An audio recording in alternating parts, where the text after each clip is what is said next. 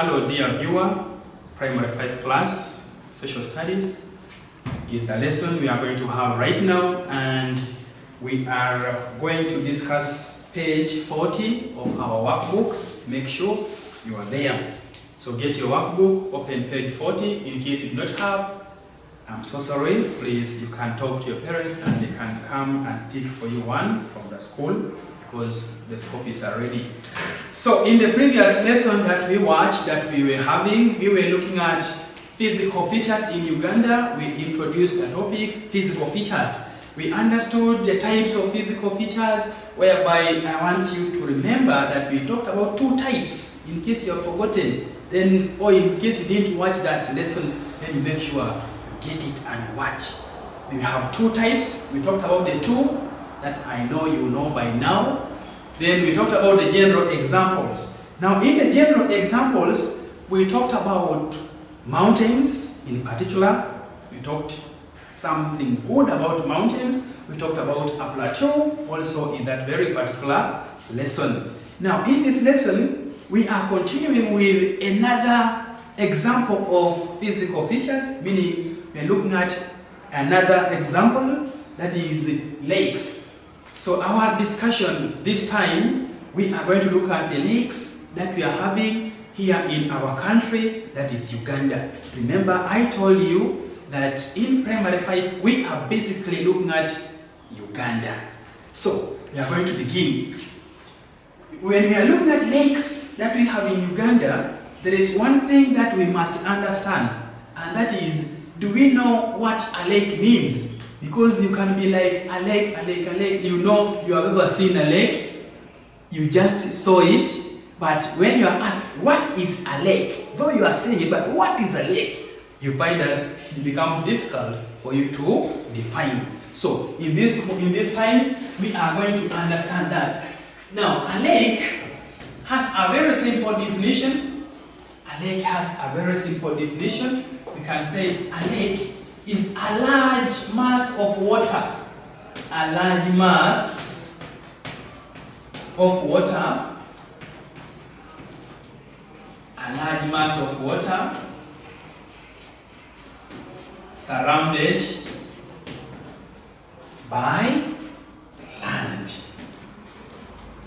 This is a very simple definition for us, for you who is in Primary 5 as a class. A lake is a large mass of what? Meaning a large mass of water, and this large mass of water is surrounded by what?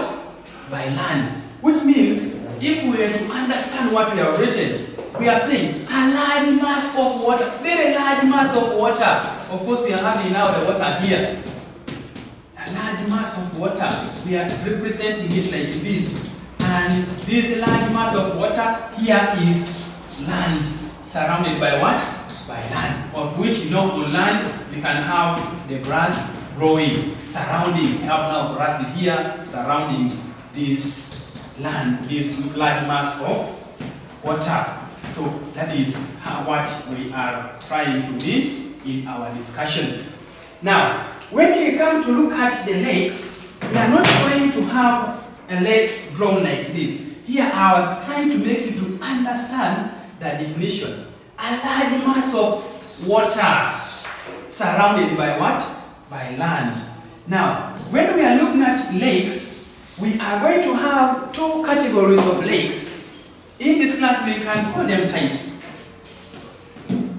Let's call them types or categories of lakes.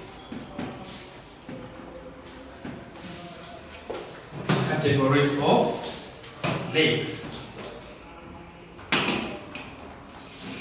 Now, in Primary 5, we are going to look at one. We have what we call permanent lakes.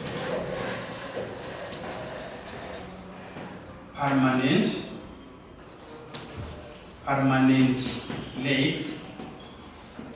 And then we have seasonal lakes. These are the two categories we are going to be looking at, which means we have those lakes that exist throughout. That's how we define permanent lakes. Lakes which are, or which have water or lakes which exist throughout the year. Then we have seasonal lakes. These are lakes which are only having water during the wet season. Remember, we know in the wet season there is a lot of rain pouring. So that is the time when these lakes tend to be having water. And when the dry season comes, they also dry up. Those are the ones we call seasonal lakes. Now, if we are to give their illustrations, permanent lakes are illustrated. When we are illustrating them, of course we know this is how we can illustrate the border. Then we can have our water here.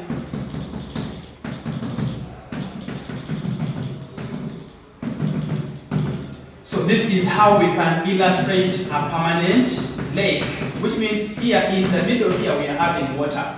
Here is, this is a boundary which borders now the land, as we had in the other previous diagram. That is how we define, how we represent a permanent lake. Then the other one is a seasonal lake. A seasonal lake.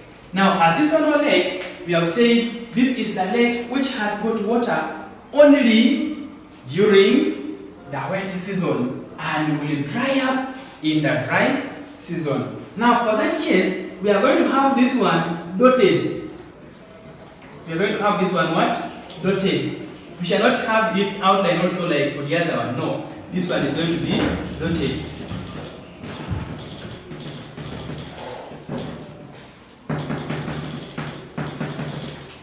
So that is the difference we are having in the drawing. Here, the boundary or this outer side is what? Is dotted. Whereas for the other one of a permanent lake, here was joined. That is what we need to understand. Now, next thing is, let us now see which are these general examples of lakes that we have in Uganda. So, the heading is examples of lakes.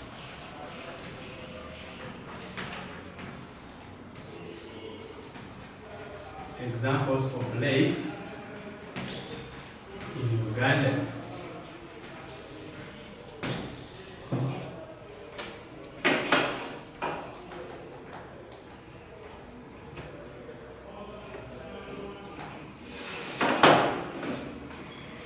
So when we come to the examples of lakes, we shall need to realize that Uganda has got very many examples of lakes that we are going to list.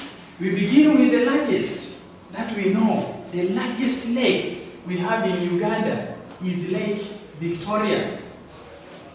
I want you to understand what I am doing. Lake Victoria. Victoria is a proper noun, it's the name of that particular lake. So, for that we also write even the lake beginning with a capital letter. Don't write Lake Victoria when you have started lake with small l. It will mean that you have not yet learned English. So this one is supposed to be capital because it is addressing a proper noun. Another lake is, we have a lake that we call Lake Kyoga. Lake Kyoga, that someone can pronounce as Lake Kyoga. You don't need to get lost. So that is that one. Then we have another lake that we call Lake Albert. We have Lake Albert in Uganda. We have got Lake Opeta. We have a lake called Lake Opeta. Now, in case you can't tell where these lakes are, I want to challenge you. You get your atlas, then you press. Where is Lake Victoria? Of course, that one everyone knows. Where do we find Lake Albert? Everyone knows. But when it comes to these ones here, Lake Opeta, we have Lake Wamala. We have Lake Kwania. I want you to locate where is Lake Kwania on that Ugandan map. Then we have Lake Bizina. Lake Bizina. Then we have Lake George. Lake George. We have Lake Albert, sorry, Lake Edward. Albert is mentioned. We are now having Lake Edward, Lake Victoria, Lake Choga, Lake Edward, Lake Lake Albert, Opeta, Lake Wamala, Lake Fania, Lake Bizina, Lake George, and we're having Lake Edward. These are some of the lakes that we are having, the major lakes that are in Uganda. Let's add, lastly, we have Lake Katwe. We cannot forget Lake Katwe. Why shouldn't we forget Lake Katwe? Lake Katwe is that lake that provides us with salt. So we need to understand that when we are asked, name the lake in Uganda which provides the Ugandans with salt, of course that is Lake Katwe. So that is what we are to understand in this lesson. We also had Lake Albert, which is having crude oil, or where crude oil was discovered. So you should also be able to understand. Let me put these minerals at the end here so that you will be able to remember. This one provides salt, whereas the other one, that is Lake Albert, is where crude oil was discovered. Then we have other lakes in your book. We have added new Lake Mburo, Lake Bunyonyi. Let us add mainly Lake Bunyonyi. Why have we added Lake Bunyonyi here? In Uganda, Lake Bunyonyi is the deepest lake that we have in Uganda. It is the deepest lake we have in Uganda. So we need also to understand that. Then also, we go back to Choga, we shall say Lake Choga is the shallowest lake. Shallowest in Uganda. But when we say it is the shallowest, doesn't mean that you can even walk on that water without you drowning. No, it will swallow you properly. But when we are comparing now, we consider it the shallowest because when we compare it with the rest, the other ones are deeper than it. That's why we say it is the shallowest. But it is also, it can also swallow people. It's deep also. Now, still something to talk about in this lake is that this lake, to show that it's shallow, you will find that it has a lot of vegetation growing on it. So we say it is the swampiest lake.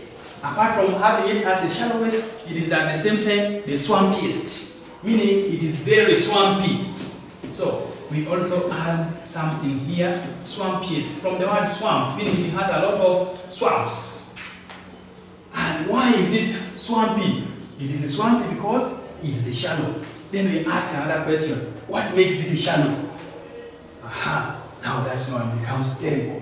What makes the lake shallow is due to what we call silting. That is deposition of sand and other materials into that water body. That is what made it to be a shallow lake.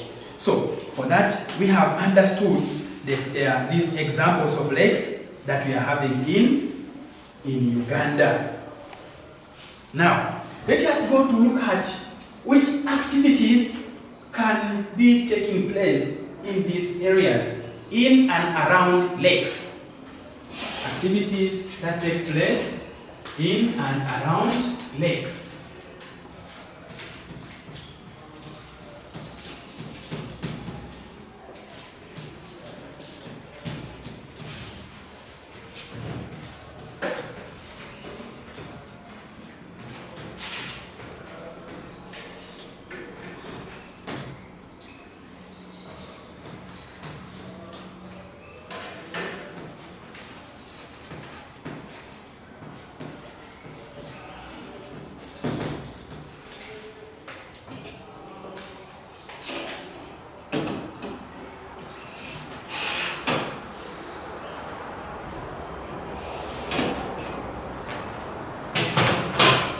So here we are going to understand, and I'm so sure that if I were to ask, everyone's first answer would be fishing. Because on lakes we have these people we call the fishermen, using very many methods, very many tools for carrying out that activity that we call fishing. So for that, fishing becomes our major activity than in lakes. So we need to be aware of that. Apart from fishing, we have people who can go to these areas to tour. They visit there for pleasure or for study purposes. So tourism can be added as another activity that takes place there. Tourism. Now also note that still in this on these water bodies, you'll find that when you go there, you'll find people using water transport, carrying people's goods from one area to another, or transporting people from one area to another. That's what they call transport. It is an activity which makes one to get money, and we can call those economic activities. So we have transport, and for this case, we have to be specific. That is water transport. We have to be very specific. That is water transport. Lastly, on the shores of a lake, that is around a lake, you will find that, remember, those areas near lakes have a lot of rain, or they receive a lot of rain, which means the area there is having good soil for growing crops. That area, that land surrounding that water body, for that case, crop growing or farming becomes another activity. Farming. To be specific, this farming is the one we are talking of, crop growing. That we say it can be called cultivation. Crop growing is what we term as cultivation. So those are the activities that take place there. Apart from this, I want us now to come back to other lakes. For example, we say there is Lake Katwe. So the other activity which can take place in such lakes is what we call mining. Extraction of that mineral from that area. So we are having mining as another activity. Then also, as we conclude, remember we have fishing taking place. So what happens always is, when these fishermen get the fish from the water body, when they get to the landing site, or when they get out the land, we have people there who are waiting to buy that fish. So because of those ones waiting to buy, they will carry out trade there and then. So trade is also another activity that can take place around water, around lakes, or that one is for the surrounding area. Let us have another heading in our books. There is a heading saying importance of Lake Victoria. We are looking at Lake Victoria towards the industrialization of Uganda. The importance of Lake Victoria. We can generalize them as the importance of lakes. Not only Lake Victoria, but let us now talk about lakes.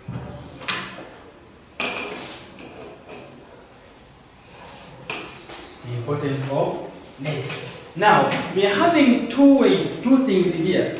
We have the social importance, actually having three. Social, but for this case, we are going to look at two. Social importance, and we have industrial importance. Now, when it comes to industrial importance, we look at lakes providing industries with water for cooling machines. So we can say lakes provide water. Lakes provide water for industrial use. Lakes provide water for industrial use. The word is industrial, from the word industry, meaning they provide the water for those industries. Two, don't forget that lakes provide fish. People can carry out fishing, that's what we mean. Lakes provide fish to people. That is another importance of lakes. Do not forget that here we are talking about providing water for industrial use. Now, there is also providing water for domestic use. Lakes provide water.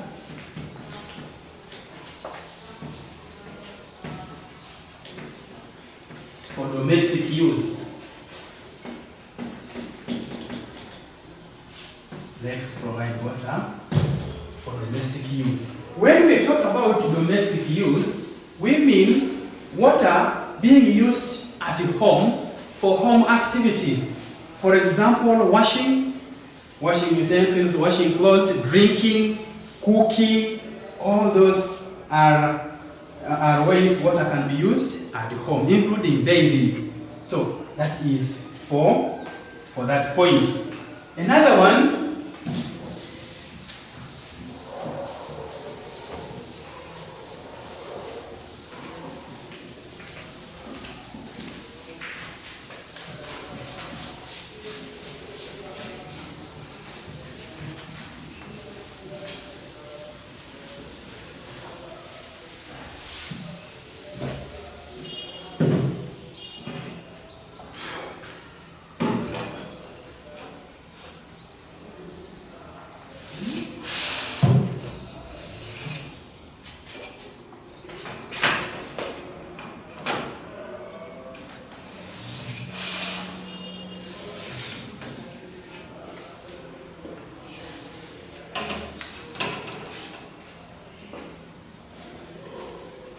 the other one is that lakes provide water transport. Remember we talked about water transport. We say it is one of the activities that can take place on water bodies, on lakes. So we are saying lakes provide water transport to people.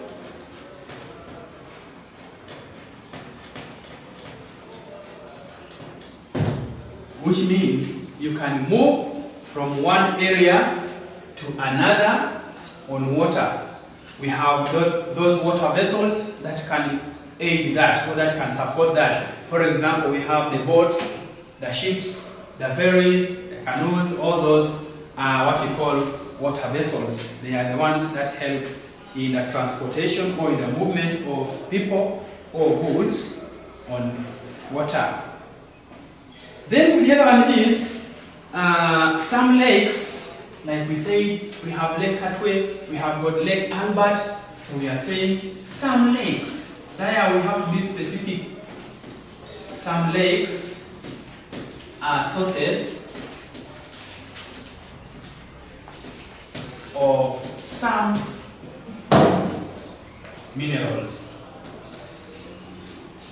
Some lakes are sources of some minerals. For example, here we say Lake Katwe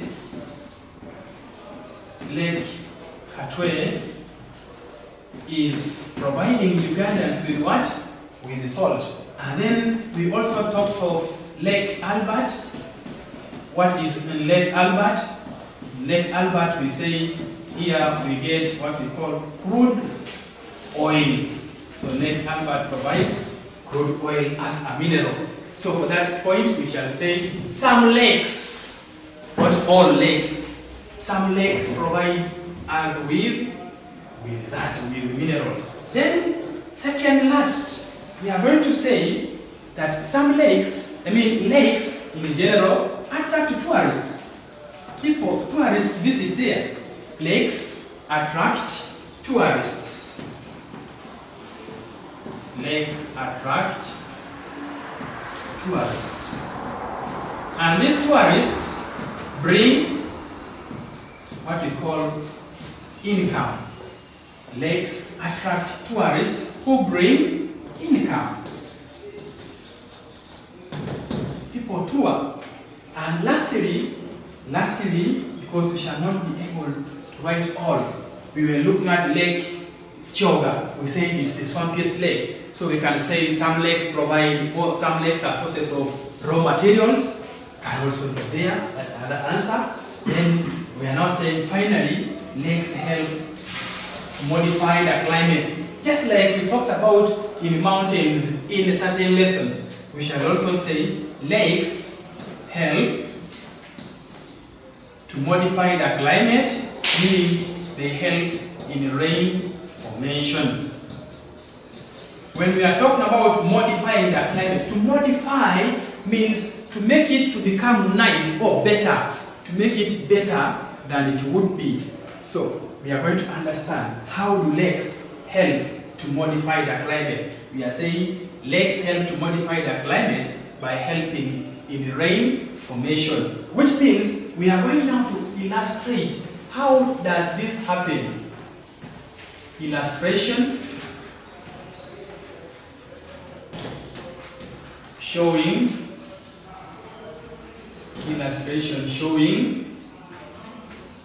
rain formation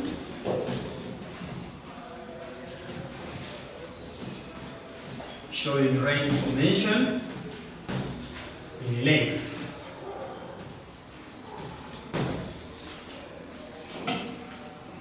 That is our next subheading that we are going to discuss. We are going to look at how does a lake help in the formation of rain, and we shall also understand what type of rain or what type of rainfall is that, because for the other one of mountains, we talked about mountains also helping in modifying the climate, and we say it is done through rain formation, and we say that one is relief rainfall. Now here, it will not again be relief, but this one we are going to look at what we call convectional rainfall. Convectional rainfall. So, we are going to look at how does it happen? What happens? Now what happens is, we are having a lake here. We are having a lake. So we can illustrate our lake in this way. Don't say this is a basin, it is having, no. We can illustrate our lake in this way. And we are saying this lake has got what? Water. Of course, we believe this is a permanent lake, like Lake Victoria. Now, this way, at the end of this lake, remember at the shores, we can have some trees growing, some vegetation growing here. Also here, this is land. We can have the same. We can have the vegetation growing here with like that. So we are saying this is now land. This is land.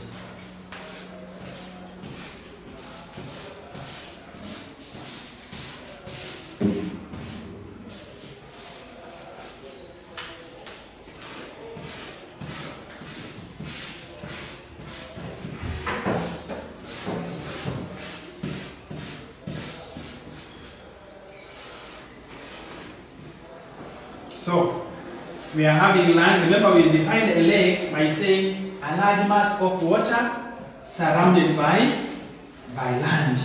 So, we are having the water surrounded by land. And we are seeing on land, we are having plants, or that is vegetation growing there.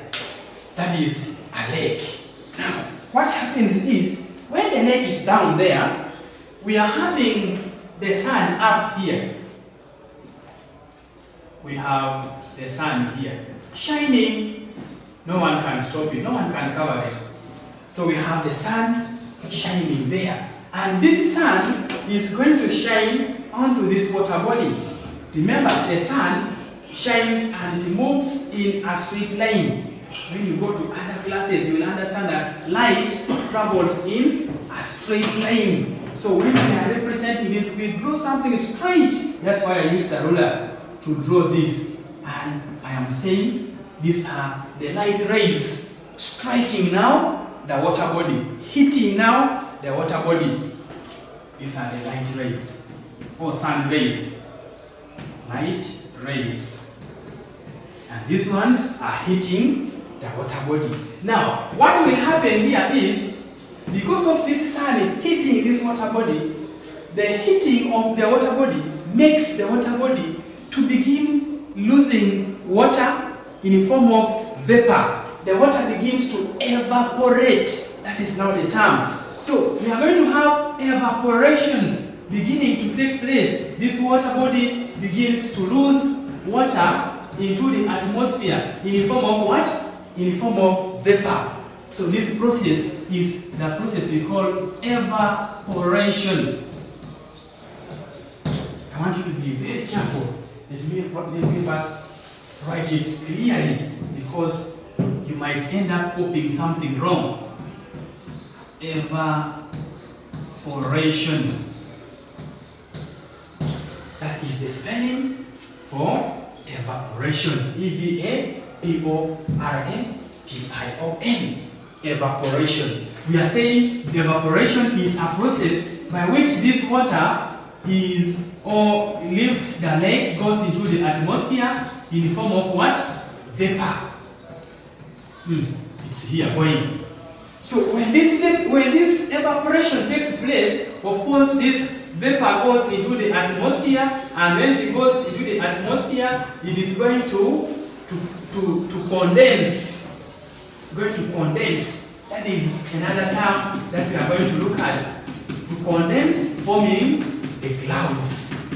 This moisture, this vapor goes to form clouds in a process that we call condensation. Remember, we are saying the water is going to condense.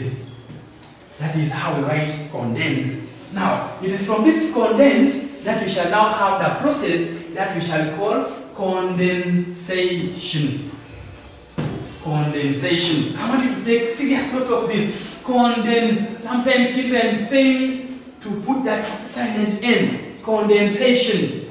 So that is another process. Which means, if they asked you which processes are involved in the formation of convectional rainfall, the first process that we saw was evaporation.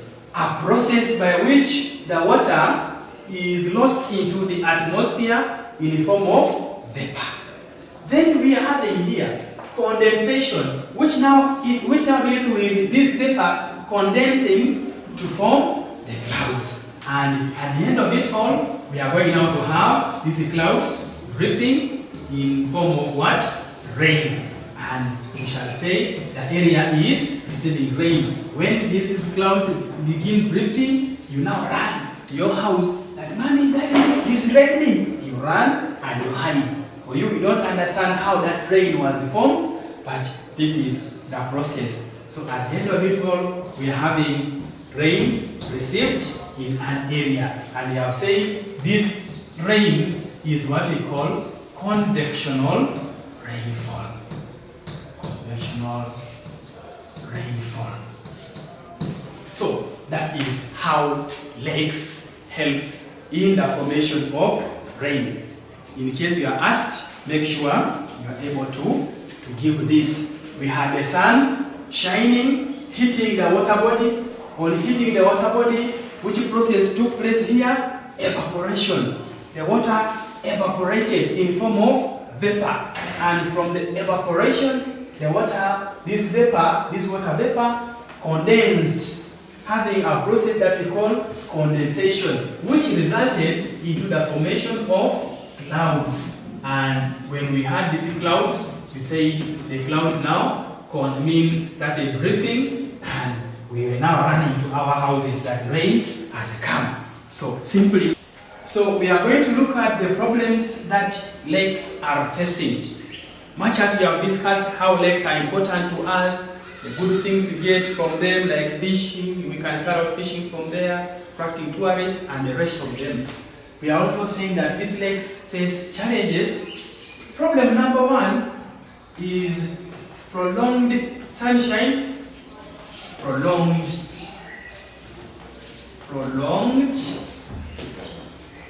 sunshine. Prolonged sunshine. And when the sunshine becomes too much, it results into what we call drought. The lake ends up drying. Remember, we were looking at also the other seasonal lakes. They are the ones which can easily be affected here. So that is problem number one. Problem number two, some lakes are having a problem of, there is what we call silting. silting.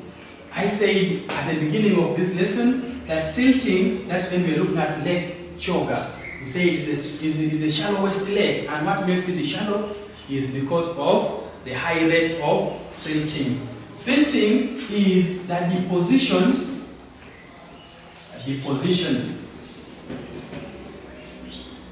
of materials. Materials such as, we can give an example, such as sand into a water body. Deposition of materials such as sand into a water body. So when we look at this, we shall find that in most cases, like even like at school or at home, you will find that sometimes you can be having trenches in the compound, and before it rained, you will really see that the trench was clear, there was nothing on it. But when it finishes to rain, you will find that you end up seeing soil poured and it's dumped somewhere. Then you're like, who brought this sand here? Who brought this soil here? Can be soil, can be some vegetation, some polythene, all sorts of things will be brought and deposited there. Then you wonder, how did this happen? That is what you call silting. So this water which flows after or during rain or when it's raining tend to carry such materials, and they end up being deposited in the lake. And when they are deposited into the lake, of course they go and cover down and the lake becomes shallow. And that is what we say happened to Lake Choga. And for that we say it is now the shallowest lake we have in Uganda. Then the other problem is we have a problem of pollution. Pollution is a problem which is brought by mainly humans like us, like you. So you will find that in most cases people end up dumping waste materials into a water body, into a lake. Dumping of waste materials into a water body. That is how we define pollution. You can say pollution is the dumping of wastes into a water body. It can be a lake, it can be a river. They are the same. They are both water bodies. So you need to understand that. And then the other problem which is facing lakes is the problem of what we call the water weed. There is a water weed that we call the water hyacinth. Water hyacinth. This is a weed which likes to grow on water. And you find that when it grows, it's going to bring some hardships to that area. One, this weed tends to block air circulation to the aquatic animals or the aquatic life like the fish, and you find that it can suffocate the fish down there. And also you find that this water weed ends up making, because it covers the whole, the whole lake, it will make fishing difficult. It will block fishermen from carrying out fishing easily. So that is another problem that is facing this. Now, having looked at the problems, we shall also be able to look at what can be done now. Solutions. What can be done? Solutions to problems. Solutions to problems facing lakes.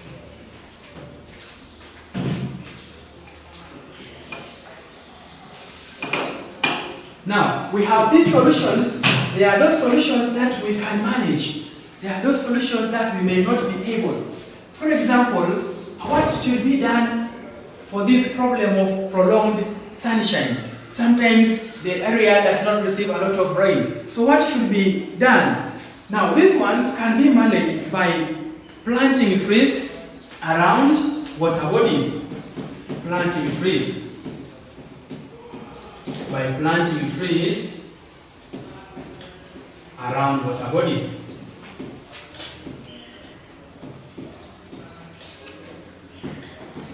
Planting trees around around water bodies.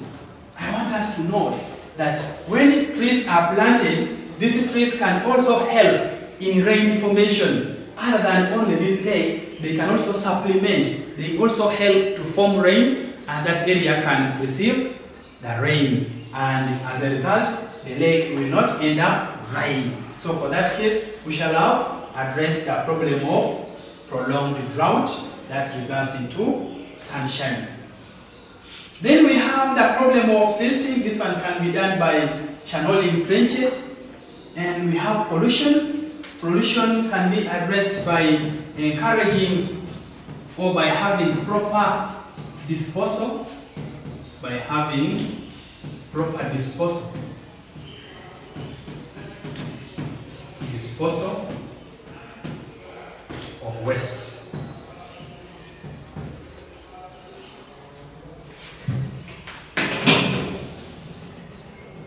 By having proper disposal of wastes. Remember, we said this one is done by people.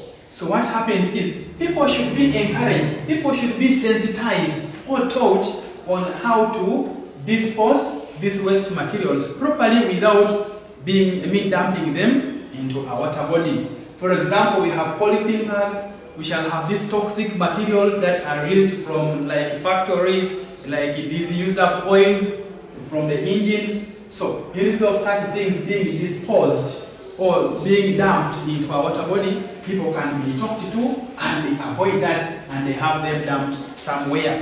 That is what we call proper disposal or proper dumping of waste materials. Then the other problem we had here, water weed, that we call water hyacinth.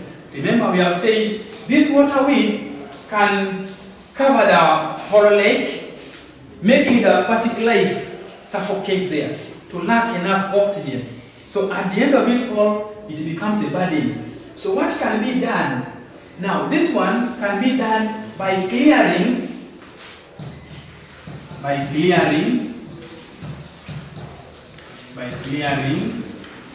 the water hyacinth. The water hyacinth. Remember, we have said this water hyacinth can also be called the water weed. Now, this clearing can be done in many ways. We can have it done by people using their energy, which can be done physically or manually. That's when you find people going and they begin getting the water hyacinth, taking it away or removing it, and they dump it on land so that it dries there. Or sometimes people can use chemicals, like we have these herbicides that can kill the herbs, that can kill those weeds. So what happens sometimes, people can just they can just spray that chemical on this water weed such that it now kills it and it dries. But of course, that one is very dangerous, remember, because the chemical used also becomes poison to the water. So it again pollutes the water. That's why when you are asked, why is it not good to use poison or to use chemicals to destroy the water hyacinth? Of course, you will find that these chemicals or this poison ends up polluting the what? The water. And if it does that, then it will affect the aquatic animals which are in that water bodies. For that, we have come to our discussion about lakes, and I must thank you for having been part of this lesson. Goodbye.